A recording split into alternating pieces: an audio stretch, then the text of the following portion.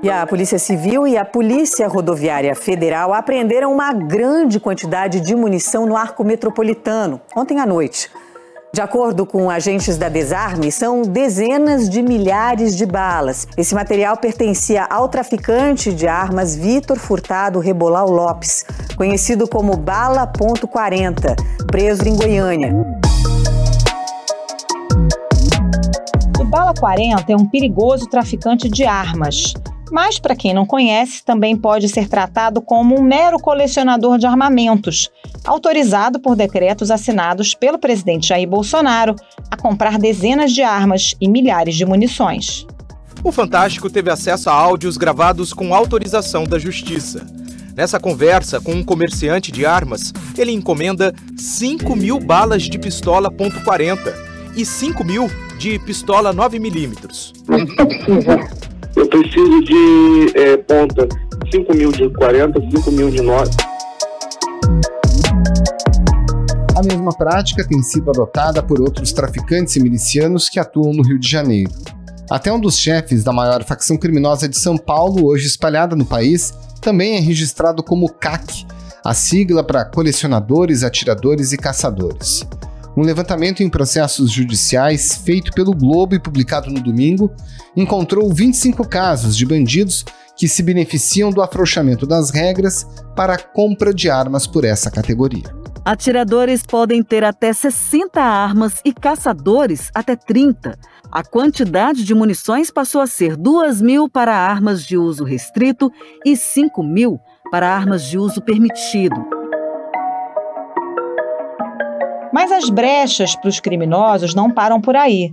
O Globo revelou nesta segunda-feira que o governo revogou o imposto sobre a exportação de armas para países da América do Sul e da América Central, que era de 150%, apesar da oposição do delegado da Polícia Federal responsável pela repressão ao tráfico de armas. É que essas armas, em muitos casos, retornam ao Brasil nas mãos de criminosos. Eles têm escritórios, né? Tem gente trabalhando lá para essas duas coisas, para comprar as drogas, para movimentar parte do dinheiro e também para a compra de armas. De que forma os criminosos têm usado as regras mais frouxas para os CACs de forma a ampliar os arsenais? Que tipo de bandido tem usado essa estratégia?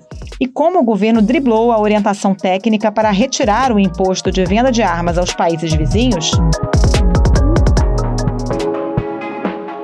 Esses são os temas do Ao Ponto desta terça-feira. Eu sou o Roberto Maltic, estou com a Carolina Moran e nesse episódio conversamos com o repórter Rafael Soares, que fez o trabalho de análise caso a caso dos processos judiciais dos criminosos com autorização para comprar armas, e com o repórter Johan Zeller, do blog da Malu Gaspar, que conta os riscos da revogação do imposto de exportação. Fique com a gente.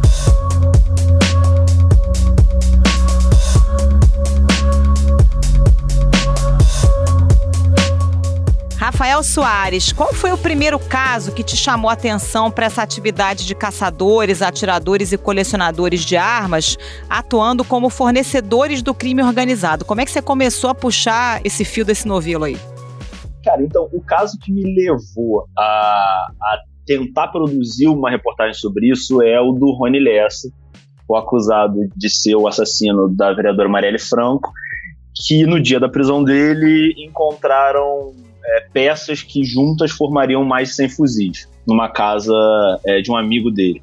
E aí descobriram que ele também atuaria como traficante de armas.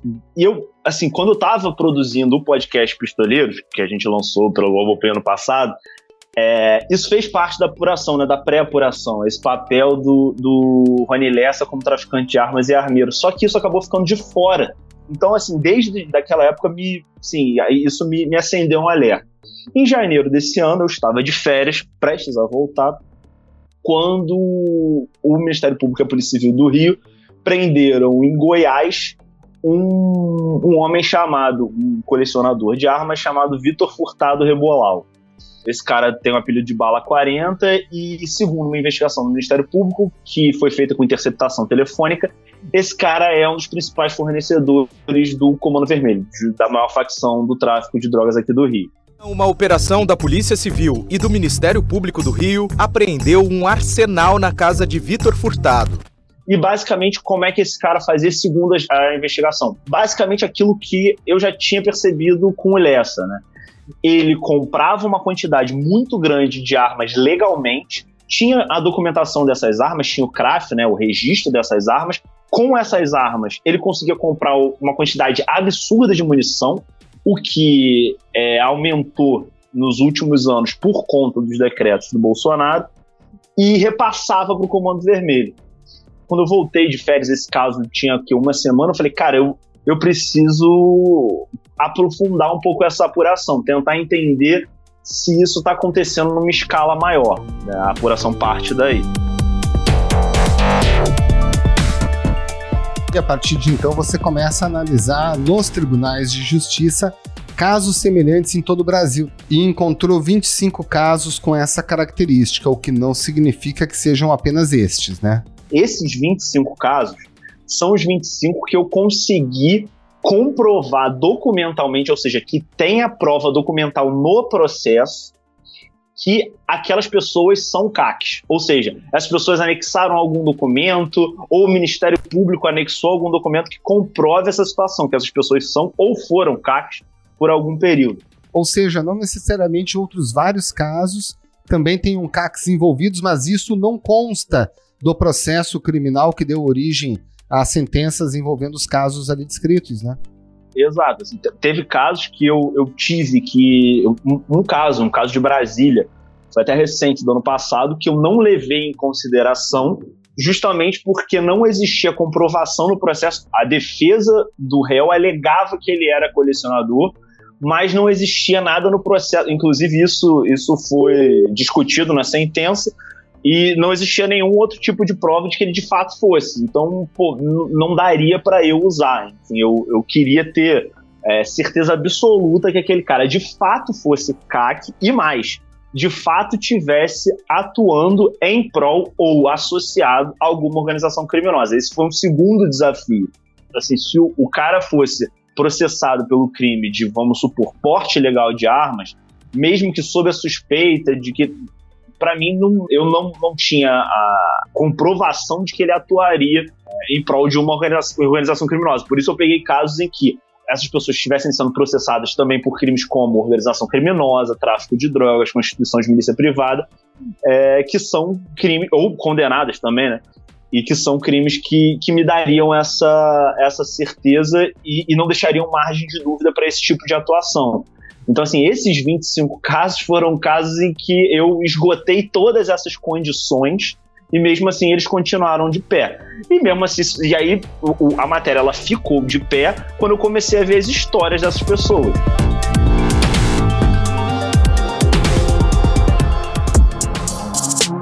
Pois é, Rafael, falando um pouquinho da história dessas pessoas, a gente já entendeu que os CACs compram as armas legalmente, mas quando você vai ver, essas armas aparecem nas mãos de milicianos, de traficantes, de assaltantes. Quais são essas histórias que você encontrou? A primeira história que, enfim, foi a que motivou a apuração no início é a do próprio Vitor, né? A atuação do Vitor é bem clara nesse sentido. Ele é um colecionador, o colecionador de armas, né, de todas essas categorias, né, atiradores e caçadores, é a categoria que potencialmente pode ter mais armas, né, pelo nosso regulamento atual, né, pela nossa legislação atual. Basicamente, o que ele fazia? Ele tinha uma quantidade já grande de armas que possibilitava que ele comprasse uma quantidade ainda maior de munição. No caso de colecionadores e atiradores, para armas de uso permitido, você pode comprar até 5 mil munições ano, e para calibres de uso restrito, você pode comprar até 1.000. Esse colecionador, o Vitor, fazia de fato. Ele tinha licenças de uma quantidade enorme de armas. Com ele foram apreendidas mais de 40 crafts de pistolas, o que potencialmente levaria ele a comprar uma quantidade enorme de munição.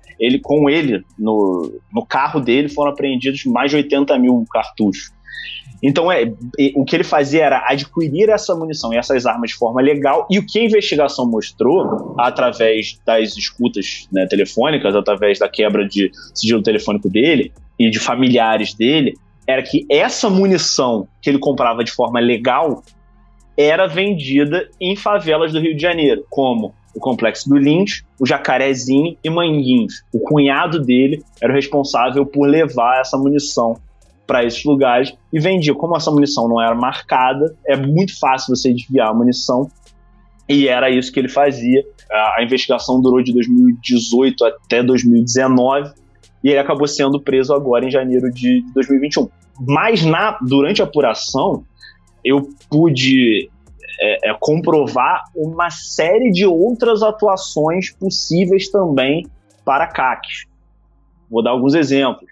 Tem um caso em que na milícia de Itaboraí, um processo de 2019, uma operação grande também, que terminou com vários presos, se não me engano 60 presos na milícia de Itaboraí. O homem que é acusado de ser...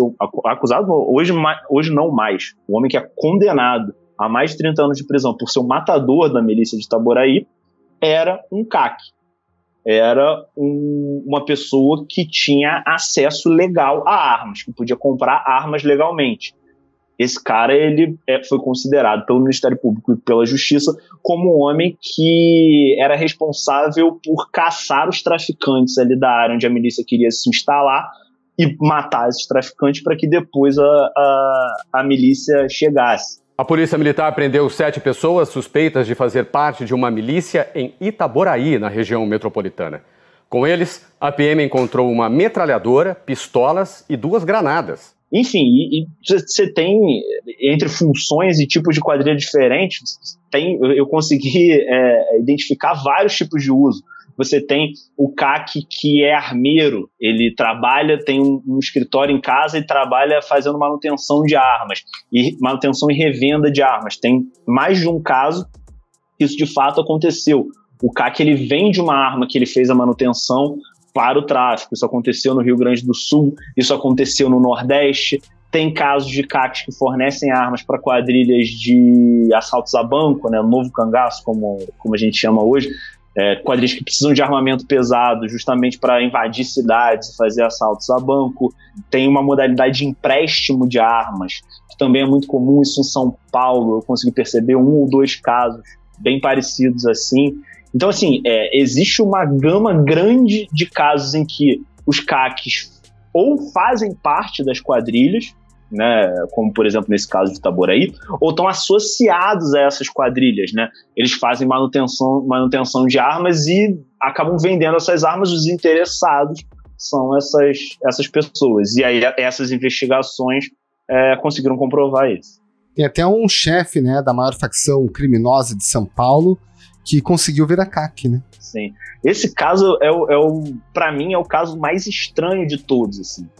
Esse cara, o nome dele é Levi Adriano Felício. Ele foi preso em 2019, no Paraguai, e ele é um velho conhecido das autoridades brasileiras. Ele opera na maior facção do tráfico de São Paulo desde a década de 90. A primeira condenação que eu encontrei dele foi de 2008, por crimes cometidos justamente na década de 90, se não me engano, crimes cometidos em 94, 95, ele foi condenado em segunda instância em 2008, e mesmo assim, quando ele foi preso, encontraram um certificado de atirador válido até 2016.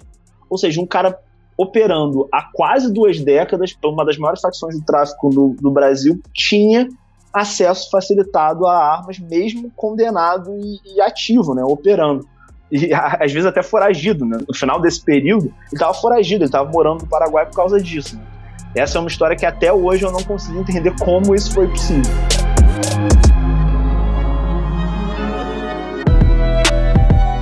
Pois é, e tem outros chefes de facção também que você encontrou, ou líderes dessas facções também que viraram CACs, e como é que isso acontece? Você não encontrou explicação até agora, né? Porque em tese isso o CAC é regulado, se levanta a ficha, se o sujeito é condenado, ele não poderia ser CAC, né?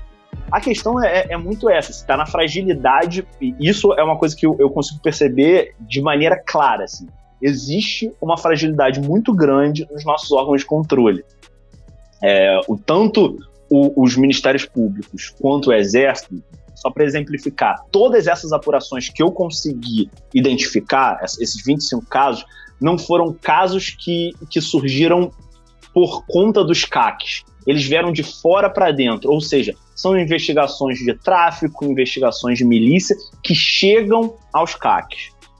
Nenhuma dessas apurações partiu do fato do cara ser CAC e chegou-se numa organização criminosa. Olha, tem alguma coisa estranha com esse cara. Não, foram apurações que toparam com essas pessoas e acabaram acusando elas.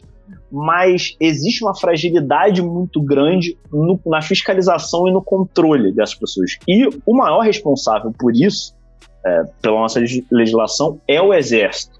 O Exército deveria saber, por exemplo, que tinha alguma coisa estranha com o Rony Lessa. O Exército deveria saber que tinha alguma coisa estranha com o Vitor Rebolau. Esse cara consegue comprar uma quantidade muito grande de armas. Para onde essas armas estão indo? Ele vende, ele perde, ele fazia registro de ocorrência dizendo que tinha perdido aquelas armas que tinham sido roubadas. Para onde está indo essa quantidade tão grande de munição? Os fatos investigados do Vitor, né, que é o fornecedor da malfacção do Rio, são fatos que vão de 2018 a 2019. De lá para cá já se passaram mais de 2 anos. E nesses 2 anos, o Exército não chegou e suspendeu a licença dele. Ele ainda era colecionador de armas. Então, assim, existe uma fragilidade muito grande do nosso sistema de fiscalização. Assim, os órgãos de fiscalização não estão fiscalizando direito. Por isso que é tão difícil encontrar. Assim, esses 25, eu acredito que sejam não é um número alto no universo de CACs, né? São 400 mil, mas é o que dá para achar depois de uma busca exaustiva, assim. Certamente tem outros casos no sistema judiciário, que eu não achei por conta dos parâmetros de busca, né? Que, enfim, eu teria que fazer buscas mais detalhadas, enfim, demoraria mais tempo. Mas também certamente existem outros casos que não estão no judiciário por causa de falha no sistema de fiscalização. E aí, Rafael, considerando esse cenário que você aponta e da leitura dos processos, é legítimo afirmar que essa decisão política do governo de aumentar cada vez mais armas e munição nas mãos dos chamados CAC acabam estimulando justamente o descontrole do armamento que chega às organizações criminosas? O que aconteceu, e isso assim, é um fato, é que os decretos do governo Bolsonaro, né, as decisões do governo que foram tomadas desde 2019 até agora facilitaram a posse de armas e de munição por CACs. Isso é um fato. Hoje, quem faz parte dessa categoria consegue acesso a uma quantidade maior de armas e munição. O que a categoria diz é que antes existia um excesso de legislação. Só que o problema é que, mesmo você tendo uma quantidade pequena de casos desse tipo, o que essa reportagem mostrou e o que eu acho que fica claro é que, a partir do momento que você permite que uma pessoa consiga comprar 180 mil munições por ano, que é o que hoje um atirador tem direito de adquirir, 180 mil munições por ano é uma quantidade de munição que uma organização criminosa usa. E o fato desses caras estarem armados e o fato de alguns usarem isso para o crime é muito grave. É o governo brasileiro dando permissão e ajudando as organizações criminosas a se armarem. Então, que a reflexão e que os especialistas que estudam a questão do armamento, do controle de armas, dizem o problema não é que o cidadão que quer atirar em clubes tenha mais armas. O problema é se isso não for fiscalizado e se não existir uma maneira de você separar exatamente quem é e quem não é, você pode estar dando arma para o crime, que é o que de fato está acontecendo.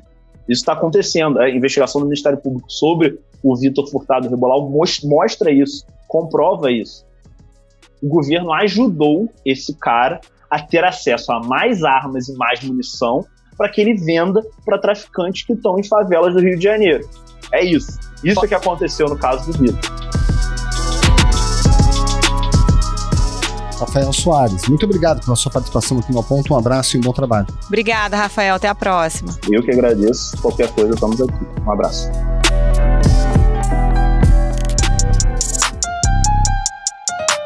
Johan Zeller, em 14 de julho do ano passado, a Câmara de Comércio Exterior do governo revogou um imposto de 150% sobre exportações de revólveres, carabinas, rifles semiautomáticos e também de munição para uso civil na América do Sul e na América Central. A Polícia Federal era contrária a essa revogação, no entanto acabou cedendo mais tarde. Sobre isso a gente vai explicar daqui a pouco. Mas por que inicialmente a Polícia Federal era contra a revogação desse imposto para exportar a arma do Brasil para fora? Pois é, o principal argumento da Polícia Federal, da área técnica, que atua justamente na repressão ao tráfico de armas, é que a revogação dessa alíquota facilitaria a entrada ilegal de armas no Brasil, né, num esquema que é conhecido como exportação bumerangue, ou seja, as armas são vendidas legalmente pelo Brasil, pelas indústrias brasileiras a um país vizinho e elas retornam via contrabando. Esse é um argumento central da PF. Existem outros elementos que também foram levados em conta pela Polícia Federal para se colocar contra inicialmente. Por exemplo, a inexistência de integração entre os sistemas de controle de armas da Polícia Federal com os 6 diferentes sistemas do Exército, que é algo previsto já na legislação desde 2004, e apesar de causar espanto, não foi concretizado até hoje. Então, o que a nota técnica ali elaborada no final de 2020 deixa muito claro é que o Brasil está às cegas nas questões de exportação de armas e da leitura do contrabando, ou seja, a gente não tem a dimensão do volume de armas que voltam para o país, a gente não tem o controle exato de quantas armas entram, porque a Polícia Federal e o Exército não dialogam entre si. Então, o que a PF deixou muito claro é que antes de discutir qualquer revisão dessa alíquota, era preciso melhorar os sistemas de controle de armas do Brasil, que hoje não existe qualquer comunicação. Eles se centraram principalmente nesses pontos. Johan, então a gente teve uma primeira nota em dezembro de 2020 contrária à redução da alíquota de exportação. E aí um segundo parecer que foi elaborado pela Polícia Federal em maio de 2021 dá uma guinada, né? A Polícia Federal passa a não se opor mais. O que aconteceu entre uma nota e outra? A pedido de quem foi feito esse segundo documento e o que a segunda nota diz? Chama muita atenção essa mudança de posição. Praticamente 6 meses depois, ela ocorreu a pedido do Ministério da Defesa, que historicamente defende a exportação de armas da indústria brasileira por uma avaliação de que isso fortalece a soberania nacional e a própria indústria brasileira. Assim, o que é, de certa forma, espantoso é que um órgão do Executivo, do governo federal, formalizou um pedido para que a Polícia Federal, que em tese tem autonomia, né, reconsiderasse seu posicionamento. O Ministério da Defesa, inclusive, adota uma posição completamente oposta ao que a nota técnica da Polícia Federal dizia. A nota técnica, por exemplo, traz dados, assim, mesmo com essa deficiência, mostra que 11 mil armas foram apreendidas em 2018 e 30% delas eram da Taurus, que é a principal fabricante aqui do Brasil, ou seja, retornando ilegalmente via contrabando. Eles usam esse armamento potente e poderoso para o roubo a banco, roubo de carga, o enfrentamento entre grupos e até o enfrentamento com a polícia. O Ministério da Defesa diz que com os sistemas de controle atuais não houve qualquer retorno ilegal de armas ao Brasil, ou seja, uma posição completamente oposta ao que a Polícia Federal vinha dizendo. E nessa nova nota da Polícia Federal, mudando de posição, ela, na verdade, são 3 documentos, eles são extremamente sintéticos. É importante situar o ouvinte que, nessa segunda ocasião, a área técnica de repressão ao tráfico de armas não foi consultada. Esse pedido da defesa foi encaminhado diretamente à direção executiva da Polícia Federal e para os setores de controle interno de armas da Polícia Federal. Então, eles sinteticamente disseram que não tinham nenhuma oposição, porque tráfico de armas não era da responsabilidade deles. Então, isso é avaliado internamente como uma manobra para que a Polícia Federal conseguisse, já sob uma nova gestão, da gestão do diretor-geral Paulo Maiorino, de contornar essa resistência dos setores técnicos da PF. Ou seja, resumindo, a Polícia Federal afirma que não podia opinar em relação a esse tema, mas a Polícia Federal detém um delegado que é responsável pela divisão de repressão ao tráfico de armas. É isso?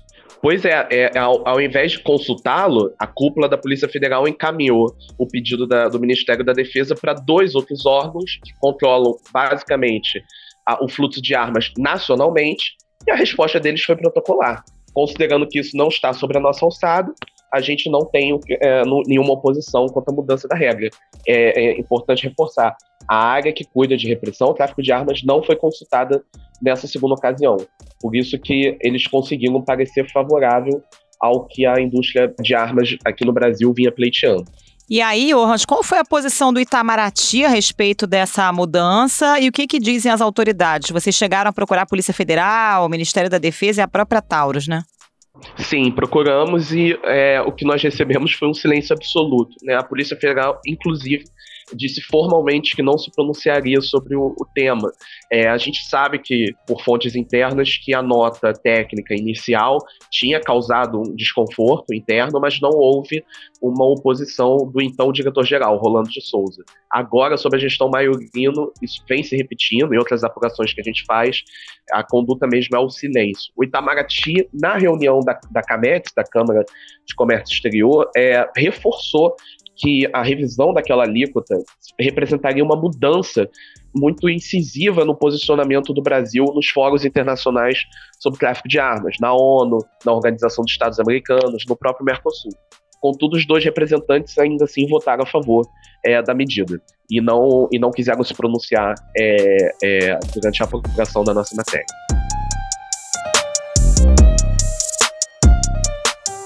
Johannes Zeller, muito obrigada pela participação, bom trabalho para você. Valeu, Johannes, um abraço. Eu que agradeço, Carol Maltig, sempre um prazer conversar com vocês. Até a próxima.